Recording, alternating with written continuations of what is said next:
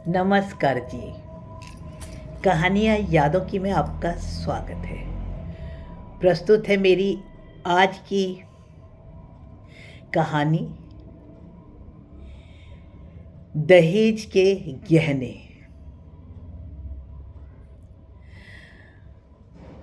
रामनाथ जी की पुत्री मीना के विवाह के लिए रामनाथ जी गांव की बड़ी हवेली में आए थे। जयमाला और फेरों का प्रबंध भी गांव की हवेली में ही किया गया था।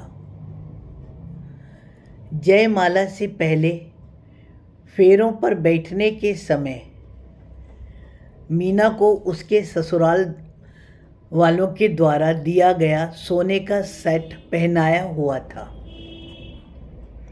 पर क्योंकि जयमाला के समय मेकअप वाली का सेट भी बुक था और उस समय असली गहने उतारकर मीना को नकली गहने, बड़े हार वगैरह ऐसे सब पहनने थे, तो वह जो ससुराल का सोने का सेट था मीना ने अपनी बुआ जी के हाथ में मम्मी को देने के लिए दे दिया था। अब बुआ जी के पास बहुत सारा सामान था, तो उनको जैसे ही मीना की मम्मी सामने मिली तो उन्होंने वह वाला सेट अपनी भाभी के हाथ में दे दिया और सब शादी की तैयारियों में, शादी के कामों में व्यस्त हो गए थे। और अब जयमाला होने के बाद जब विदा का समय हुआ, तब वह सारे के सारे सेट जो भी ससुराल से आए थे या जो भी मायके के थे, वह सब उनके ससुर जी को पकड़ाने थे। तो उस समय जब देखा तो जो ससुराल से जो सेट आया था, जो कि बुआ जी ने मीना की मम्मी को दिया था, उसमें तो सिर्फ एक कान का झाला ही मिला, बाकी गले का हार और कान का झाला बहुत ढूंढने पर भी कहीं भी नहीं मिल रहा था। अब विदाई से ज़्यादा उस सेट के ना मिलने की धूम मच रही थी। रात के 3 बज रहे थे, फेरे ख़त्म हो रहे थे, विदा का समय तो तारों की छाँव ही था। अब घर के बड़े आदमी लोग विदा जल्दी करवाने के लिए शोर मचा रहे थे, लेकिन घर के अंदर तो माहौल ही दूसरा था। आरोप प्रत्यारोप चल रहे थे। माँ का कहना था, मेरे हाथ में और भी तो लोगों के दिए हुए लिफाफे और सामान रखे हैं, वो सब भी तो मैंने पर्स में ही डाले थे, और जो सामान बुआ ने दिया वो भी मैंने अपने पर्स में ही डाला था। बुआ बार बार एक ही बात कह रही थी कि भाई मैंने तो सारा सामान आपको दिया है, एक कान का झाला आपके पर्स में ही तो मिला है, पर अब क्या करें, बात बिगड़ रही थी। विदा से भी ज़्यादा रोना उन गहनों की वजह से मच रहा था। बहुत शोक व्याप्त था, विदा से भी ज़्यादा उस गहनों के नहीं मिलने के कारण। सच्ची तो कहते हैं कि चोर से भी बड़ा पापी वह होता है जिसका सामान चोरी होता है।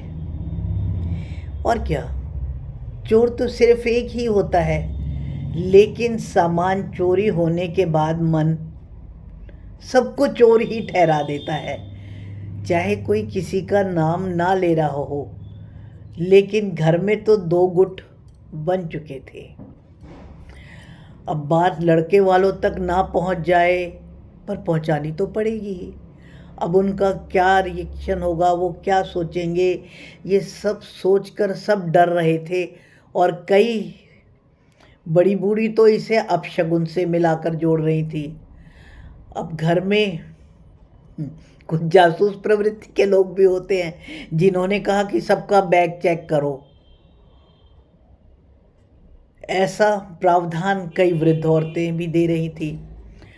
अब कुछ भी नहीं हो सकता था, इतनी जल्दी क्या करें। उधर विदाई के लिए शोर मच रहा था। दुल्हन को दी जाने वाली गाड़ी भी घर के आंगन में ही खड़ी थी। अंततः विदाई का समय आया।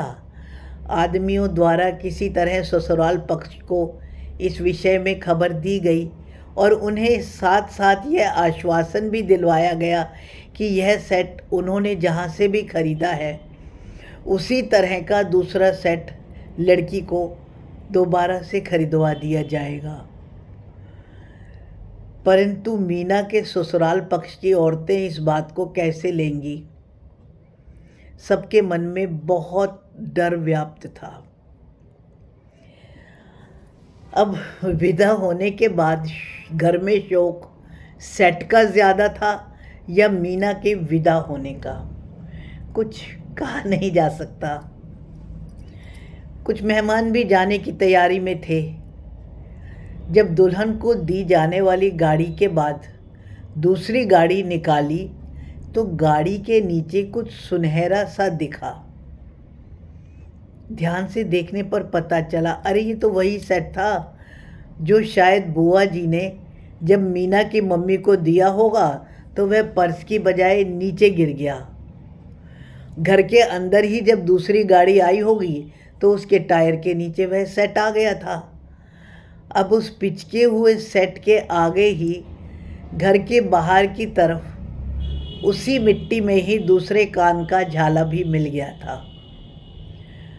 खुशी में आनंद फानन में मीना के ससुराल वालों को भी खबर करवाई गई, परंतु ज़रा सी लापरवाही नहीं इस शादी का सारा मज़ा ही चौपट कर दिया था।